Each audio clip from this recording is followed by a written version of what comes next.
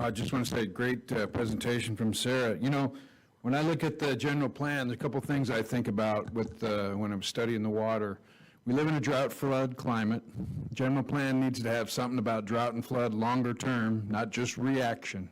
I see something on the agenda today about securing some water, which is great, moving towards securing some water for the anticipated dry years that are coming.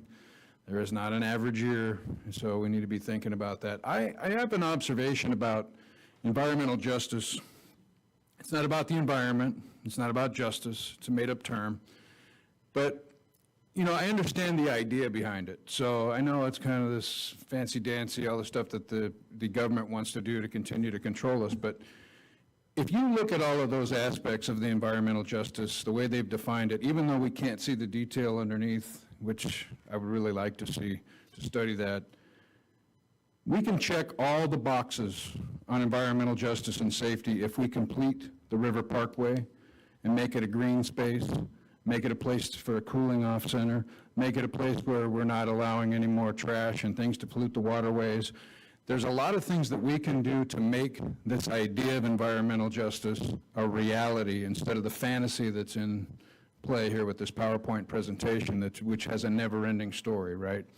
But we can do some practical things. We can do some things that are real, that address those factors and those things that they're measuring and calling it environmental justice in a very positive way for our community by setting out a vision and achieving that vision that checks those boxes, but also does those things that are good for the community, including farmers markets.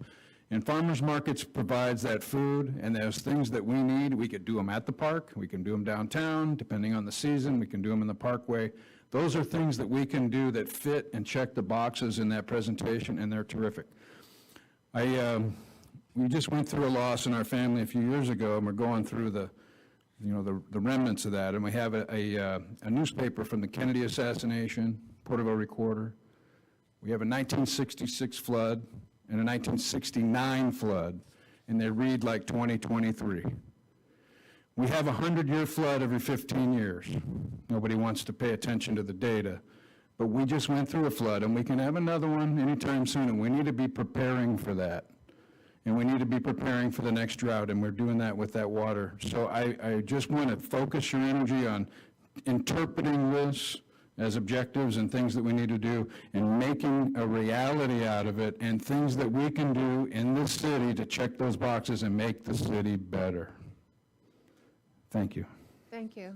Is there anyone else who would like to come forward? Please do so. Did you find out whether I